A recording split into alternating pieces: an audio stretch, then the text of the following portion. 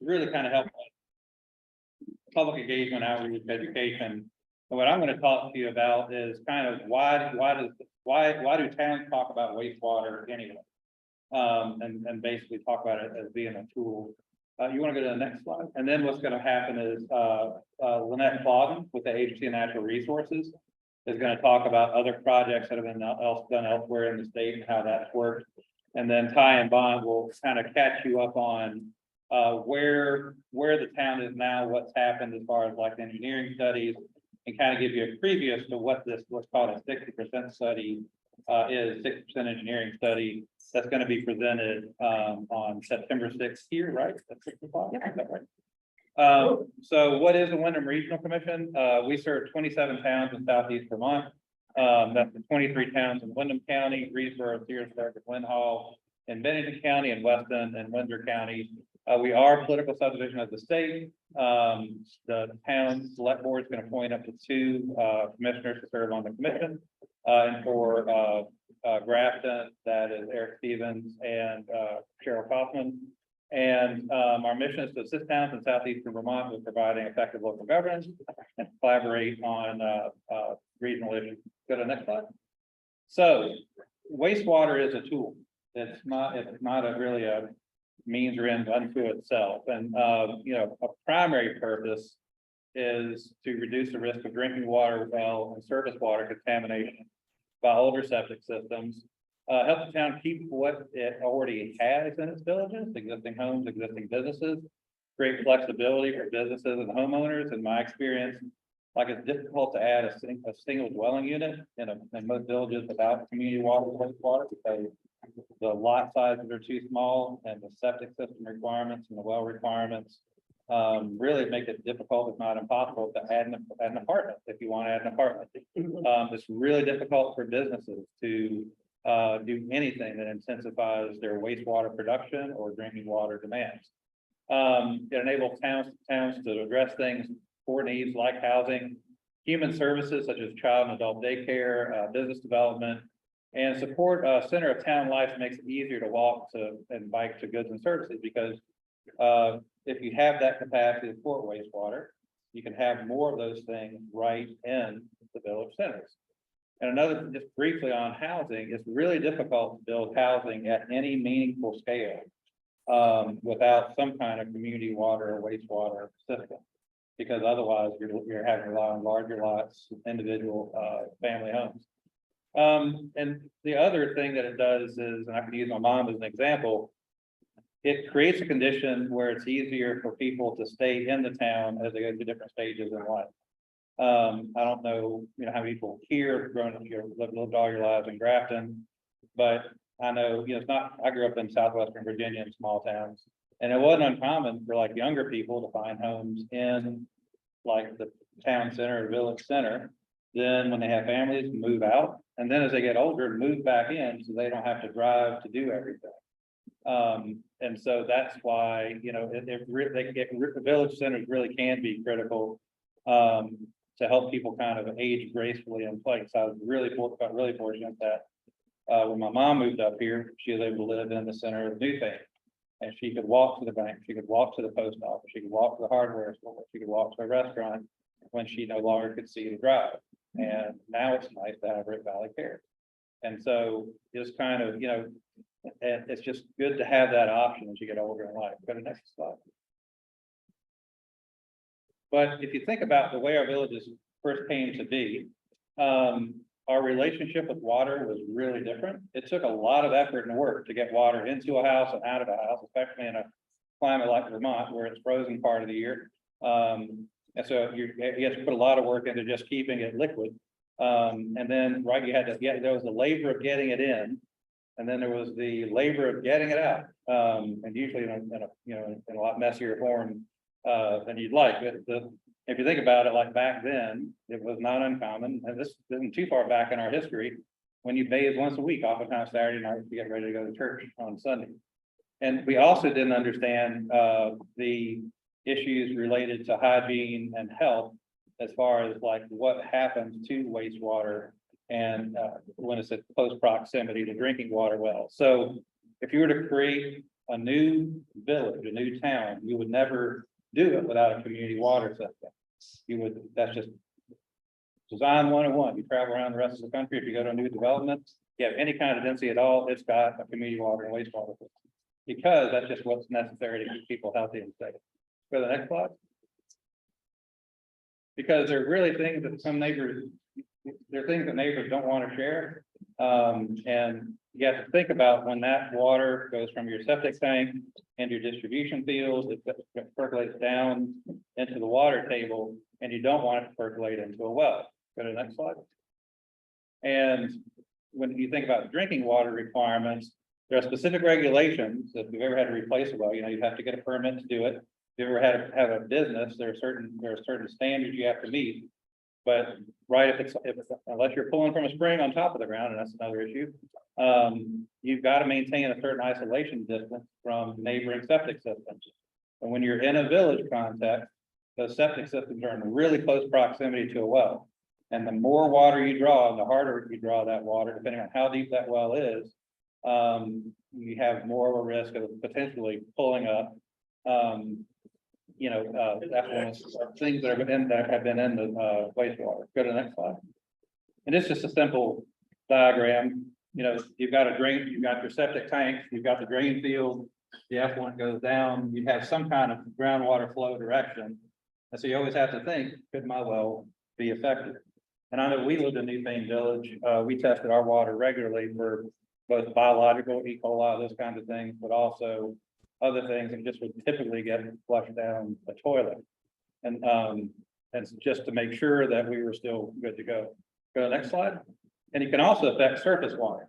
So depending on where the water table is, like here's septic tank, drain field, groundwater flow, however that groundwater ultimately gets to a stream, river, pond, it can potentially contaminate that. And that's one of the reasons why on some of our lakes, rivers, and streams around southeast Vermont, anywhere, you have fairly high E. coli counts. Yes, it may be related to wildlife or other things, but oftentimes it relates to effluent coming out of a drain field getting into surface water.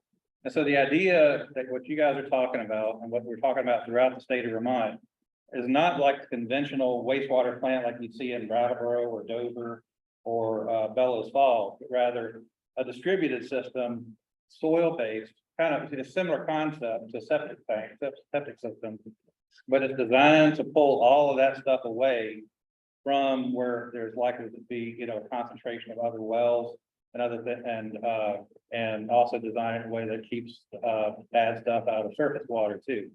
So Ty and Bond and A&R can get into more details about this, but this is the approach that we're really looking at throughout the state of Vermont to try to help address these village wastewater system issues. Go to the next slide.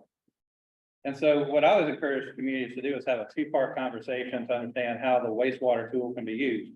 And the first is to understand what role the village plays in your community and what you want in it and what's needed in it.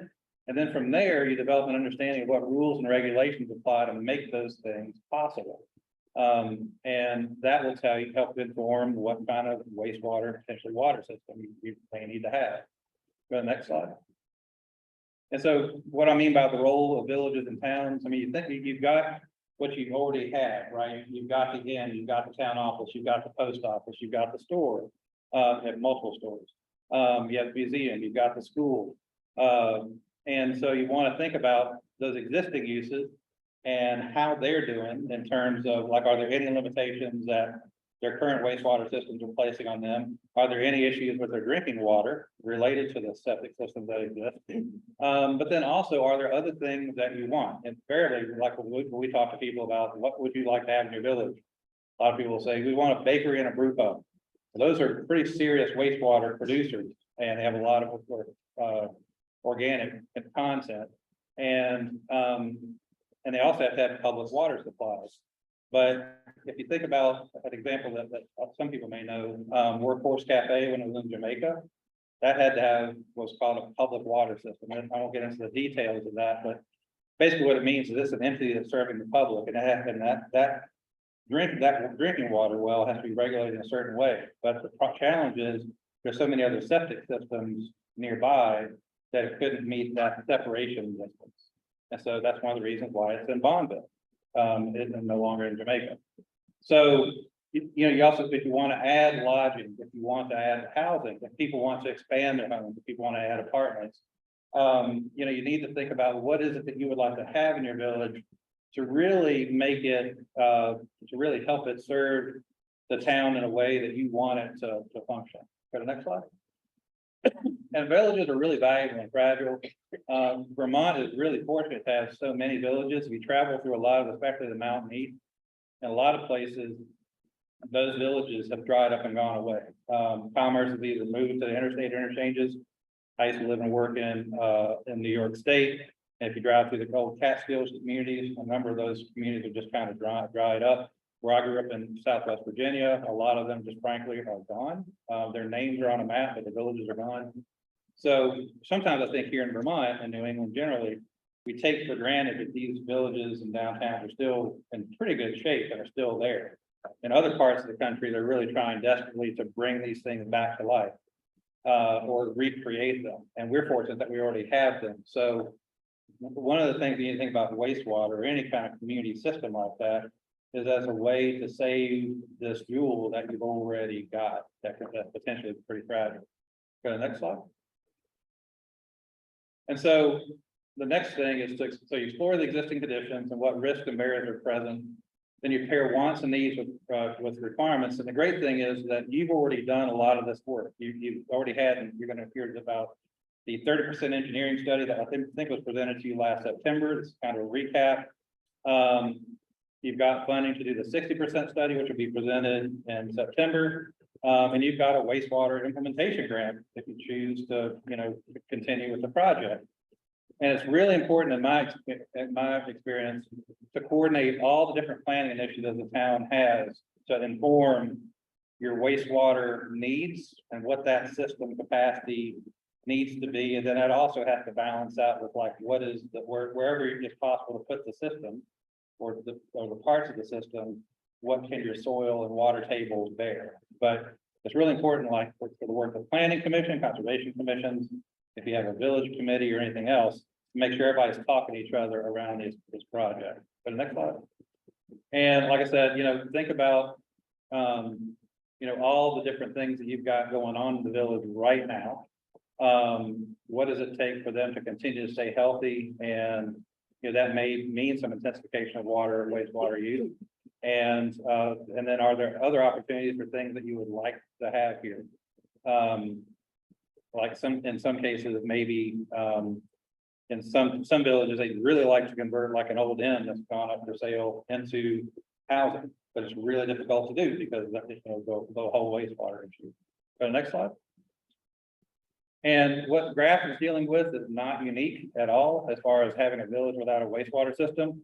All of these little red dots, and here's the Route 30 West River corridor.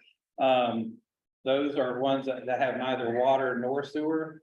The green dots, which are relatively few on this map, are communities that have water and sewer. The yellow dots, again, even fewer, have sewer only, and the blue is water only. But if you notice, there's a lot of red on that map, and this is a fundamental issue that Vermont really needs to address. And fortunately, the funding that's now available for the town through access to different federal funds will probably never come this way again. There may be opportunities for loans, but as far as like having actual grants to do this work, that will probably never happen again. Well, at least probably not. I'm 55. I don't think it'll ever happen in my lifetime. The last time it really happened to this scale was 1971 with the Clean Water Act. So that's a pretty long series of breaking time. The next slide. Was that it? All right. So what we're going to do is we're going to do questions at the end because probably some questions you have for me, we're probably going to get answered in these other presentations. So next up is Lynette Slaughton with Agency of Natural Resources. Thanks. Hey, Morgan, I just barely emailed my slides to you guys. I don't know if you have them and can present them or if I should try and share screen. Just give me 1 second.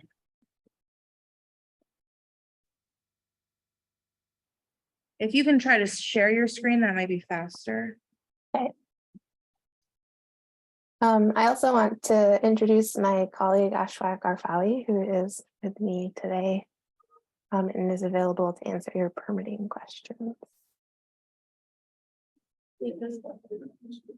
Yeah, it's all the way out. Lynette, you're gonna have to talk really loud and really clear. Okay, the host has disabled participant screen sharing. 1 second. Thanks. Was that better? It is better. Thanks, Chris.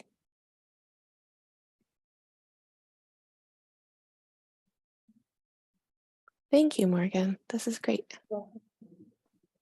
So this presentation is called Case Studies in Community Wastewater Disposal Systems. And Chris and I use a couple of similar slides. So I will not be repeating those slides. But the ones that we tend to repeat are the ones that show the graphic of the decentralized wastewater system. So just to repeat that again, we're talking about in-ground shared wastewater disposal systems and not big wastewater treatment plants. Next slide, please.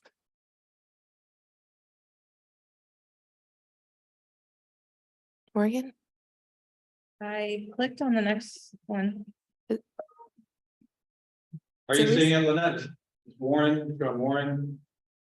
I'm only on the second slide, but I have my slides. So if it's advancing for you, I can go through my slides. Yeah, let's have you do yours. Okay. So if you show them, I'll tell you next slide, but I'll be looking at mine, if that works. Um, And then I apologize to the people online who can't see. Well, I have to find your slides. Okay, I'm sorry. So the first concept to introduce is what we call the affordability metric. And this is. One second, Lynette, hold on 1 second, we're about ready. Okay. Hold on 1 second. Woohoo.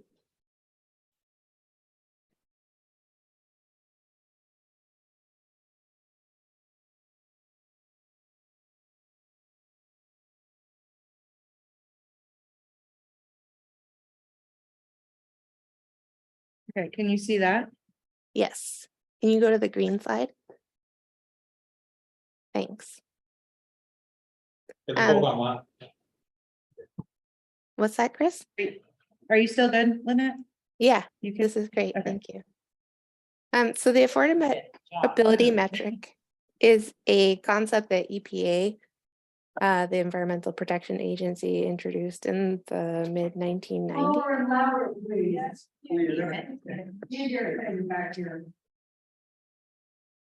The affordability metric is a concept that the U.S. Environmental Protection Agency introduced in the mid 1990s.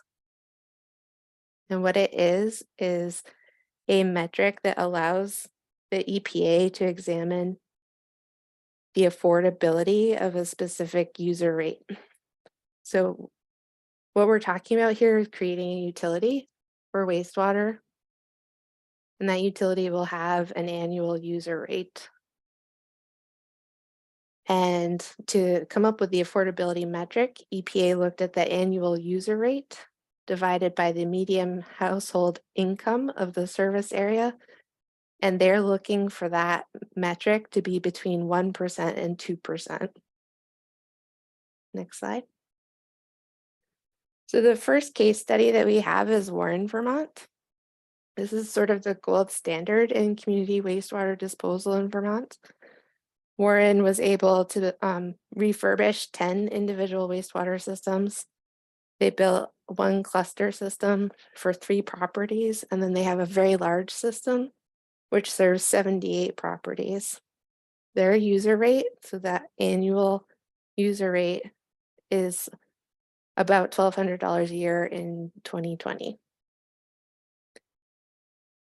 This is what their system looks like. It is in the middle of a school athletic field.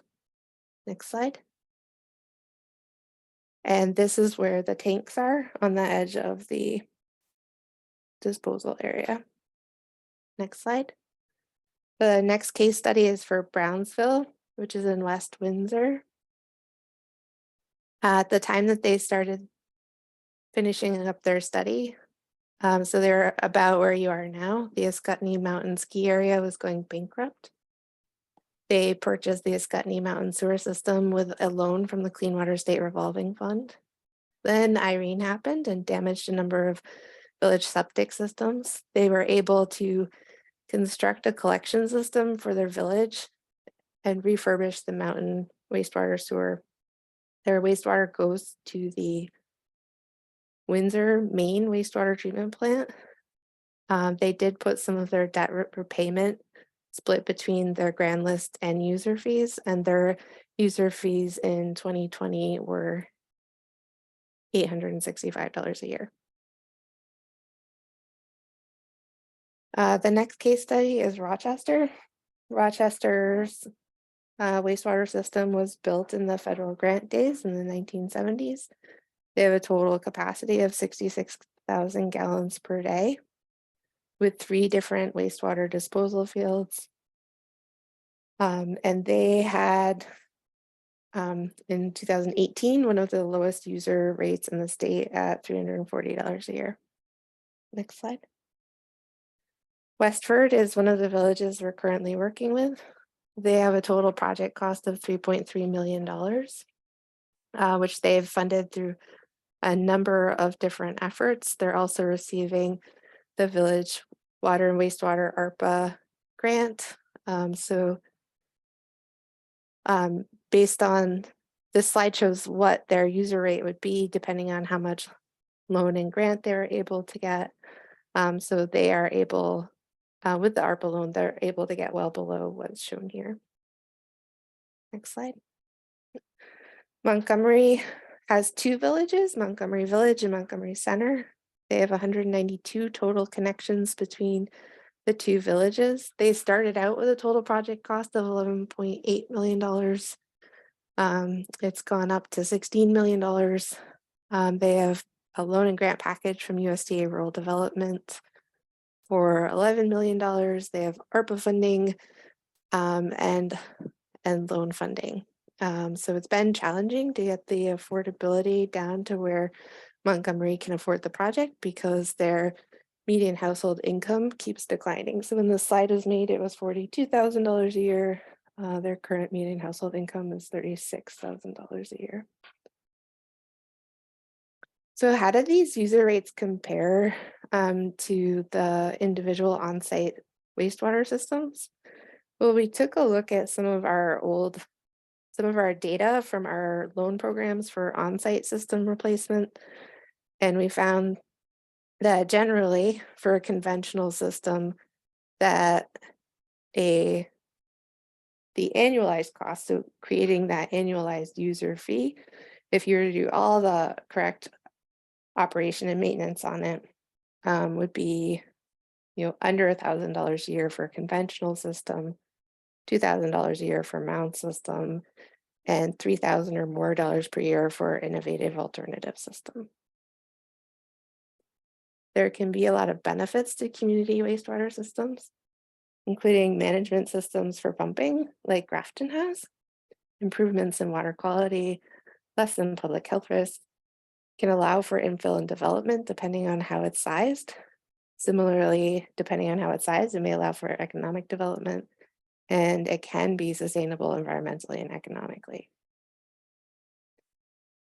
As we are working with communities, we do appreciate that there are concerns about privacy, and we want to build trust with the communities. So we encourage that any surveys that are done and failure information is collected and aggregated by your consulting engineer. We have a policy for working with communities with failed septic systems. And at a minimum, if there are failed septic systems, we recommend fencing them off and putting on lime regularly to kill any organisms that might be endangering the public. There are a number of keys to a successful project. A strong wastewater committee, visioning and planning, working with your RPC and your local planners, having the capacity of someone like Morgan to help move the project along, and also like the RPC, making sure that you have the funding packages in place, and lastly, making sure that the final project that you come up with has an affordability that creates a rate that is acceptable to future ratepayers. The eligibility of the grant funds and loan funds are limited to service areas within the designated village and buffers. So this is the one shown here is the one for Grafton. Next slide. And with the ARPA grant, there are a couple of key milestones. So for land acquisition, we're looking for the milestone of December 31st of 23, a bond vote by August 31st of 24, final design and permitting by the end of September, and putting the project out to bid by the end of August of 25. The ARPA funds expire federally at the end of 2026. So they do have a clock on them. If the communities aren't able to use the grant funds, if the project can't move forward, then the department needs to be able to rescind those grant funds and move them to a community that can move them forward. That's the end of my slides.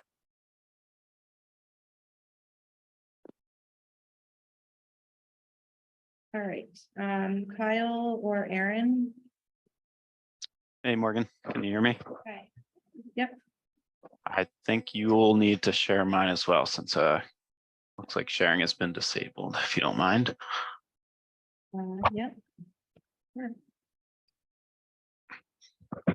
Can you hear me okay like this? Maybe talk a little louder. Okay. Can you see that, Kyle? Not yet. How about now? There we go. Yep, I got it. Thank you. Yep. Hi, everyone. Thanks for making some time tonight. I'm Kyle Courtwright with Ty & Bond Engineers. Erin Moore, who's our project manager on this project, is also online here. She gave the 30% meeting last year. As Joe and Chris said, tonight we're really trying to kind of capitalize on this opportunity to give a little bit of a status update on where we stand right now for Grafton, and then talk a little bit about the schedule moving forward. Next slide. So just kind of a quick refresh.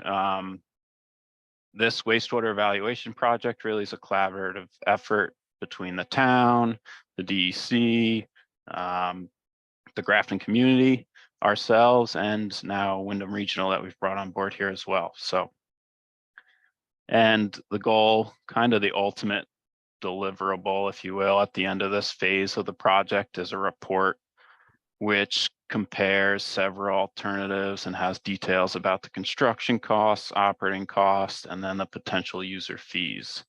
But in order to get there, we try to keep the community involved as much as possible and get everyone's input all the way to the end. So everybody's aware of what's going on, and how we kind of complete this is kind of a 4-step process. Kind of use some engineering terms here, but we call it a 30, 60, 90 and final report. So the first stage, the 30% stage, we've made through, and we had a public meeting last September, the end of last September. And then as of today, we're towards the end of that 60% phase. And then essentially the 60% phase is kind of the heart of the process, where most of the detail lies. And then we'll have another public meeting that's coming up, and we'll take comments from that meeting and revise the report again, kind of do a little bit of polishing, and then come up with the final report. Next slide, please. So for those of you who were able to attend the 30% meeting last September, you may remember some of this, but I'll just kind of briefly go over what was presented in the 30% report. So in the 30% phase, we started out by looking at the wastewater service area. So which parcels in the village would be included in a community wastewater system if one were to be developed. And then the other big part of that is coming up with a flow estimate. So how much flow could we expect on a daily basis from all of those parcels? And that number is kind of key to coming up with the size of the system and how much it would cost. So then we also talked about some collection and treatment system technologies and alternatives that we were going to consider.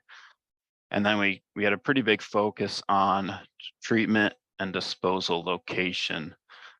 So where a system might be located if we were to move forward. So during that 30% phase, we talked primarily about two sites. One was the Village Park site, and the other was the Alpine Field site, which is the field on the east side of the river, kind of up and behind the cheese factory. So we got a lot of great feedback from that 30% meeting. And really the big takeaway from that meeting was that the Alpine Field site was generally preferred. And it also looked pretty promising on paper because it was pretty isolated, pretty big, and the soils on paper looked pretty good. So next slide. So we took that into consideration and did some test pits with the help of the town back in November of last year. The test pits are done to get a better sense of what the soils actually are at the site. And unfortunately, what we found was that there's a pretty high groundwater condition at that site. And that's one of the big considerations when you're designing a new system. You want a certain separation between the bottom of your leach field and the seasonal high groundwater table. In this case, at Alpine Field, in order to make that site work, we would need to construct a pretty large mound system, which means a mound system is where you just bring in some fill in order to increase that separation distance in the leach field. So that could be possible. However, it starts to get expensive, and kind of more importantly in this case, it would limit how Windham Regional used that site. So they wouldn't be able to use it the same way they do now if it were a mound system. So with that being said, we kind of had to take a step back and go back to the drawing board a little bit. And so to do that, one of the first things we started looking at was, okay, if we can't find one good large site close to the village center, maybe we can find a few smaller sites that are within the village center or close to the village center. And that's called a cluster system approach. However, when we started looking into that, there's a lot of isolation distance requirements from wells that Chris talked about that limited the number of small sites close to the village. So that didn't really prove fruitful. So then one other thing we started to consider was forested sites. If there's any good forested sites close to the village. Forested sites, you can use what's called a spray field system, a little different than a conventional leach field or disposal field like many people have. However, again, we kind of didn't have much luck there finding a good forested site because there's so much recreation use in a lot of the forested areas outside the village. So then we said, okay, let's expand our search radius a little further out from the center of the village. And it was a bit of a challenge, I'll admit, but through several months of meetings, we were able to identify 14 potential sites. And then the town reached out to property owners. We did some kind of desktop analysis and looking at soil maps, and we narrowed that down to 2 sites that we thought looked the most promising. And we refer to them as the Spring Hill Farm site and the Upper Howland Mill site. So I'm not sure how well everybody can see this map, but I won't talk about it too long. This just shows all the areas highlighted in yellow are sites that we considered. So we try to be pretty creative when considering some of these sites and look at all options available. And the ones in red, the one highlighted in the red circle to the north is Spring Hill Farm, and the one to the east there, shown as number 3, is the Upper Howland Mill site, just for kind of a rough reference of where they're located. And so this spring, kind of late spring, early summer of this year, we were able to go out and do some test pits at each of those sites to take a look at the soils at each of those sites. So that was great. And then over the last couple of months, we have developed a draft of the 60% report. And right now that report is currently under review. And that's kind of where we stand right now. I realize I'm kind of leaving everybody with a bit of a cliffhanger here, but I guess like all good cliffhangers, that gives you reason to come back, hopefully, because we have another meeting scheduled for September 6th at 6 p.m. And that will be the 60% public meeting. So during that meeting, we will get into a lot more detailed discussion of the different alternatives we looked at, the cost for those alternatives, and what the anticipated fees would be for those alternatives as well.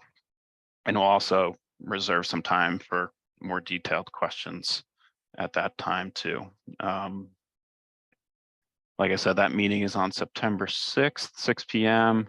Be at the Grafton School, also available on Zoom again. And I believe, Morgan can correct me if I'm wrong, but I believe there was a notice sent out in the Grafton News, and perhaps there'll be another one, but also feel free to spread the word. Our goal here is to get as many people there as possible, so everybody can stay informed and ask questions if you have them. So that was all I had, Morgan. We'll have some questions. Yeah. Yeah, you want to, Morgan, you want me to? So, Okay, so we'll start in the room, but also, please, if you're on, the screen, if you're on Zoom, down at the bottom of your screen, you should see reactions. If you hover your, cursor over that, you should see a raise hand function. But otherwise, but we will be getting the folk on the Zoom call. If you can't find the raise hand function, we'll just ask you to speak up. Let's start here in the room. I want to take a step back, and forgive me if the community has already discussed this, but in Kyle's slide, it says, wastewater or drinking water solution. And it says compare several alternatives. And I think you gave the map of with the red and the yellow dots.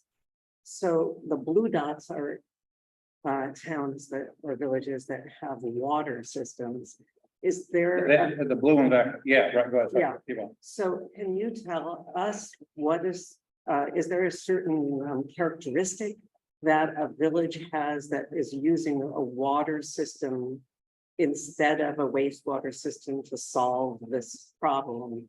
And this phrase in Kyle's slides about comparing several alternatives, I'm just not sure. Did I miss the comparison of alternatives, or are we just going for one kind of system and studying that, and then the town will be left to understand other alternatives by ourselves? I'm going to try to recap the question. I think the question is, have some towns pursued the drinking water option, community water, as opposed to the community wastewater option? Lynette's probably a better person to answer that, because that's more of a statewide kind of what makes the most sense. I know that, I think I'm going to get this right. Jamaica did look at going only with water. And now they're looking at wastewater, because I think, and Lynette, correct me if I'm wrong, and Kyle too, but I think part of the issue is drinking water can address some of your current drinking water quality issues, but it doesn't have anything to do with your wastewater capacity issues. So like, let's say you have a critical facility in your village and they're down to their last distribution field. They still have to come up with a wastewater solution. Same thing with a home. You know, if your conventional septic system it fails, right? Because these things have a limited lifespan. And then you have to go from a conventional system to a mound system. That can be really expensive. And so the drinking water, as I understand it, can address like the drinking water quality piece, but still doesn't necessarily address the wastewater problems you still have as far as contaminating, aquifer contamination and surface water contamination. Let's turn it over to Lynette and Kyle. Thanks, Chris. So I'm going to start with a little bit of like back history on drinking water system development, which I'm not an expert at, but I do know of some of the systems around Vermont. And so a number of the systems started out as small private enterprises, where because it was so hard to get water into houses, people would either band together or an entrepreneur would find water and start piping it to people's houses. As things progressed, those systems became more regulated, and it was important that drinking water was also provided safely and in enough quantity to be reliable. So a lot of the eligibilities for new drinking water systems are really focused on, does that drinking water system address a public health issue? So there are a number of public health issues that meet a threshold that would allow a public water system to be eligible. But the other bar, and it's a higher bar to reach outside of that, is do you have enough people on the system to make that system affordable for the users? So the federal law and the state rules also require what's called a capacity review for technical, financial, and managerial capacity. So if the town wanted to pursue a drinking water system over a wastewater system, they would have to meet that higher bar for the technical, managerial, and financial capacity. So did they analyze that? So I think the other question you asked was the town also looking at comparing, I guess, wastewater versus water? Or what? Is that? Yeah, I'm just interested in, in order to feel great about this public health improvement in the infrastructure for the town, which sounds wonderful, I still would need to know what are the alternatives that have been tossed away. And I would hope that the report or the 60% meeting, I just thought it would be done before that. In other words, I'm hearing that there's certain criteria for a town to be eligible to use a drinking water system, like a little well or something, to solve what you have said is the problem, which is a potential contamination of septic systems into the drinking water system. So I'm just trying to get my mind around how can I compare these if all of the information that's given to me is about wastewater? So I think, I don't know who from the town or the engineering firms can best answer that. Can you hear me? Can you Yep. hear me? Yep. Yeah, at the 60% report, I believe that's when that all will be laid out. They'll give you all the different options between wastewater and drinking water and what the different options will be. That will all come in the 60% report. So that's why this was just sort of to reintroduce the whole concept. And then at the 60% report, that's when the different options will be laid out. So people will have a better understanding of what exactly the town can consider if the town wants to do anything. But all Yeah. the work that we're hearing about is for wastewater. So it's like sliding towards a certain alternative. So that's why I'm just confused. I'm not I'm Sure. not in any way knowledgeable about water systems. I'm just confused. Sure, and that's totally understandable. And that was initially, I think the initial thought was a wastewater system, but as we've gotten into it, we've also decided to consider possibly a drinking water system too. And again, maybe nothing will happen, but these are all options just for the town to consider if we want to do something. Well, remember, the plan that we received to do the study was for wastewater. So if they decide at the 60% that we have to go to wastewater and a water system, then we would need another grant. Otherwise, the town would have to pay for that. So the reason why we're doing wastewater is that's what everybody thought we needed to do, and that's what the grant for that. But I think Seth is right. I think at the 60%, we will see what the alternatives are. And what we need to do, perhaps we really go with the large having the water system. We've already been told that wastewater would work.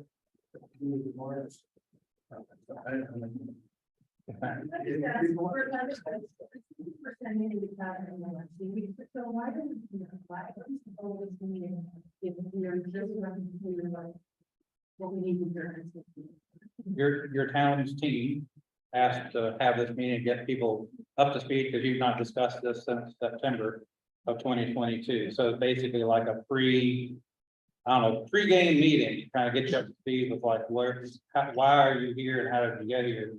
And so then you're meeting again on the 6th for them to actually present the results of the study. That's your town team wants to do that. Yes, ma'am. When you showed us all the examples of the various towns for the user fees, why did you use user fees that were more than 6 years old? Having updated user fees? I think Lynette was showing, Lynette, the question was, why were you using user fees that were 6 years old? I thought you were using 2020 user fees, but could you share what the basis was? Most of the slides are 2020 user fees. The Rochester slide is the 2018 user fee. And that was just the data that was available at the time that I was putting the slideshow together. We've been very busy. I apologize for not having better data. There was one that was 2016, 2018. But I mean, is it hard to get updated ones to 2020? So Lynette, some of you guys- those are the construction dates. So for most of the user rates, I tried to use the 2020 data. The Rochester data is from 2018. So the answer to what she said was, I assume everybody can hear, but most of the data, user fee data she had was from 2020, except Rochester was from 2018. And I think you said that the 2015 to 2018 date was when the system was constructed. Is that right, Lynette? Yes. They're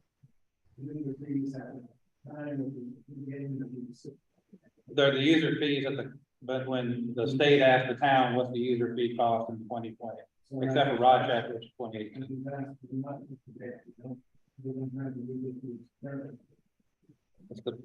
I assume that's what that'll be a question for A&R, but I assume that's what Lynette said was that's what they've got.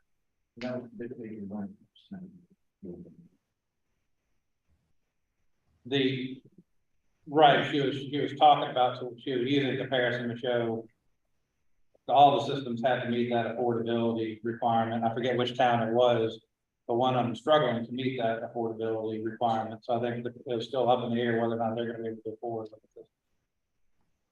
That was the last one you presented, I think, on that. Yeah, that's Montgomery. Then when they first built the right, when they first built the system, right, because when Lynette said, as I recall, that that standard was developed in the 90s. Most of these systems were developed in the 2000s, so they had to meet that affordability standard when they were built. Yes, ma'am. But if you use that percentage for the median household income, is the household income considered residence? Or are you taking the median household income for second homeowners, because of our village is second homeowners? The question was, when that, is that median income, is that for homeowners? And I assume you mean, primary residence, not secondary. Or is that based on, income of just the property owner, not necessarily, where it's a primary residence? I believe that it's the primary residence, but I will check that and get back to everyone at the 60% meeting. And on that, will you or Emily be able to be at the presentation of the, on September 6th, and maybe just do a little follow-up on this? I will commit to being there. Emily's having a family emergency right now, so I don't think she can commit, but just send me the invitation. I'll be there. Awesome, thank you. Chris, I saw a reference somewhere to the grand list. And grand list would mean all properties, including the non-resident. Was that in your slide? Was that on that slide or that file slide? Yeah, so there's a number of different ways communities can choose to fund some of the projects. So some communities will put some of the debt on their grand list. Other communities have explored a local option tax. Other communities, just keep it on the users and that's it. So what you saw, the grand list was referring to how the town was, so they were subsidizing in addition to user fees, supporting the debt and operation and maintenance of the system. They were also using grand list taxes to subsidize that in that case. Let's go real quick, just out of fairness. Is there anybody online who has a question? And you can just speak up. Just unmute yourself and speak up. Hey, Chris, this is Erin Moore from Tie and Bond. I just wanted to go back to the question from before. During the 30% report, we presented all the different technical alternatives, including drinking water approach. At that time, Hey, Erin, you broke up. Erin broke up. Can you say that again? Sorry. During the 30% report and subsequent public meeting, we presented many different technical options, including a drinking water option. At the time of the 30% report, it was pretty clear feedback from the regulatory agencies that Grafton would not meet the financial requirements to have a drinking water system. Without a doubt, the wastewater location has been one of the very big challenges we've faced since that. However, there absolutely has been movement and change on the drinking water issue as well, due to changing regulations in the state of Vermont. This is a wastewater project. It's administered by the wastewater folks. So we've been working really hard to try to understand if, based on new changes in water quality requirements for drinking water, if Grafton can get pushed back into a category where drinking water would be considered fundable. And I don't know at this point if we really, any of us, feel that we have an answer to go to the bank with on that, but we have been trying very hard to get critical feedback on that issue based on the changing, potentially changing regulatory requirements on drinking water quality. But at the 30%, there was many different alternatives and technical alternatives presented. And those different various alternatives are what's going to be advanced to 60. We would love on the wastewater front to be showing you many different alternatives on many sites, but you can see from what Kyle described, it's been a huge challenge to find any viable sites whatsoever. So that's the site-wise is the only thing limiting alternatives on that front. I hope that helps clarify that question. Great. Did that help? I mean, it helps if they can get the answer from the regulatory people before the 60% meeting, because it sounds like it's like a slope after the 60%, which is quote unquote the heart of the process. So maybe I can't speak for the town, but maybe what the town will, and Seth and Joe, you guys are on the select board, and maybe there's other select board members here, but maybe part of the idea is have the 60% presentation and then have the regulators come in and have a discussion about, okay, here's what you found in your 60% findings. Here's the current thinking around the drinking water side to kind of help give you the best information about how to proceed, because this is your all decision. I'm just here to facilitate, so. Yeah. But anyway, but that's up to you guys how you want to proceed, but that may be a way to do it. I would recommend probably against trying to do all of that in one meeting.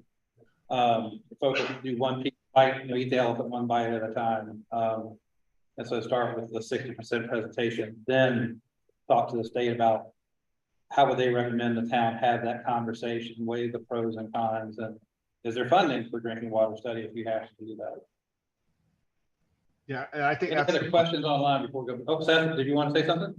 I was just saying that, I think that's the plan, which how you just outlined it, Chris. Great. Anybody else online before we go back to the room? Okay, anybody else have questions in the room? Is there a summary building? Do you have the 30% on the town website or anything? It is, but if you give me your email, I can send it to you too. So if you want the 30% report emailed to you, contact Morgan. She's also, we work with a lot of town administrators, and I can tell you she's doing that. At least from my perspective. So reach out to Morgan, and I think what we talked about was right now we're also similarly facilitating a process for Londonderry, and on just because it's easy for us to maintain, we maintain our own website. We're maintaining a Londonderry page on our website to make it easier on the town. I think we talked about offering, it's free, it's just, we're happy to do it. Doing the same thing for Grafton. So you go to, it's not there yet, but you go to the Wyndham Regional homepage, you see a button for Grafton, Grafton Infrastructure Project, or whatever you want to call it. But you guys would be, you get the information that's there would be whatever you guys want to have posted there. It wouldn't be, we would post it, but if you all would decide what's there. I think this is a question to Kyle. So about those 14 sites, can you hear me? Can you hear Kyle? Go ahead and ask the question. Yeah, okay. So those 14 sites that were picked after those initial 2 sites did not work, what were the criteria, especially the distance to the village? And then how were the 2 picked out of those 14? Again, by the criteria. So I guess he may answer this on the 6th, but Kyle, the question is, of the 14 sites, what were the criteria for kind of screening those, including potentially the distance from the village, and how did ultimately you resolve the 2? With, I think with the caveat that you're going to go probably in greater depth when you present the 60% study, but if you want to just kind of give an overview.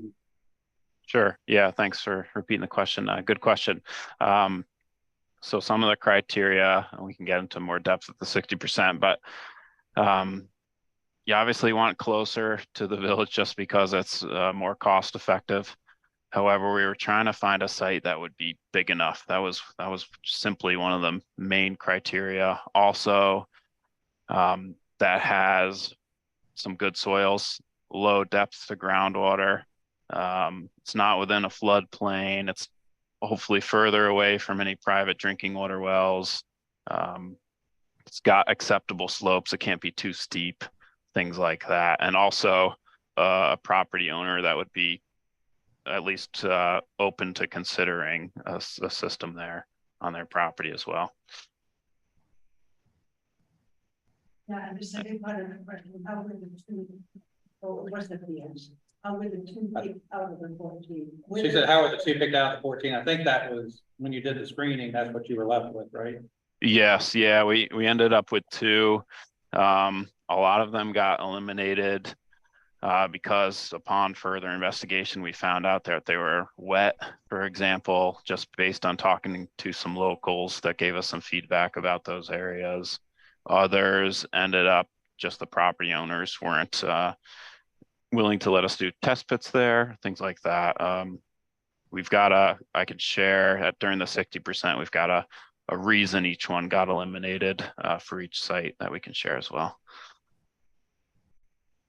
I think one of the things you're hearing about this project and all the others is, right, there's no discussion of eminent domain. This is all, to make this happen, it's all your choice as a town, property owners, where the sites, where the distribution fields might go. This is all, to make it work, it's all a coalition of the willing. There's no forcing on this. This is, you know, it's ultimately what the town agrees it wants to do, if it wants to do anything. And remember, doing nothing is a choice too. Just you have to live with the consequences of doing nothing. Always kind of remind folks that, because invariably what I find happens is a few years after the choice is made to do nothing, then the conversation comes back again, and then things tend to be more complicated and costly. I'm not trying to sell you on doing this. I'm just saying, I don't know, if you put off a job at your house, it tends not to get cheaper and it tends not to fix itself and become less complicated. So that's just the way the universe works, I think. Unless something happens and intervenes and we depart this plane of existence, and then we don't worry about it. And then it becomes somebody else's problem. Just on the sites, remember, the town only owns one site. This is the village plot, which didn't be owned. All the other potential sites were owned by individuals in town. Some of those sites probably would work, but the individuals did not want to go through the testing process. So they have to eliminate. I mean, we can't force somebody to use their field. So we don't really know how many of those 14 really would have been good, because there was a no right off the bat. All right, any other questions in the room or online? Going once. Going twice. Joe said he's going home. So we didn't get to go in twice. No, but thank you for coming. But I think if you really, I think it's very important that we get as many people as we can on the 6th of September, because the 60% report will be very, very detailed. It'll answer a lot of questions. And I think this will, hopefully we'll get feedback, because we have to continue with this process. And it very, very well might be that we will have to do a sewer and a water, because there are some requirements that have changed for distances between wells and septic systems. And so these will all be discussed at the 60%. Two other quick things. Thank you to Gary for being here tonight and making this available to us, and risking the beautiful job that he did on the floors here. Those of you who are not here, you should see these. It's gorgeous. And I just want to introduce someone to you real quick. Michael McConnell. He's our new senior planner. The town asked us to take on a coordinating task role in this, and he's going to be a primary point of contact. I'll still be involved too. Morgan, you did a great job herding all the cats. Thank you to Ty and Bond and Lynette for participating, and Joe for being the MC and such. And you're all show. You'll see everybody on the 6th. Hopefully, see you on the 6th. Thank you.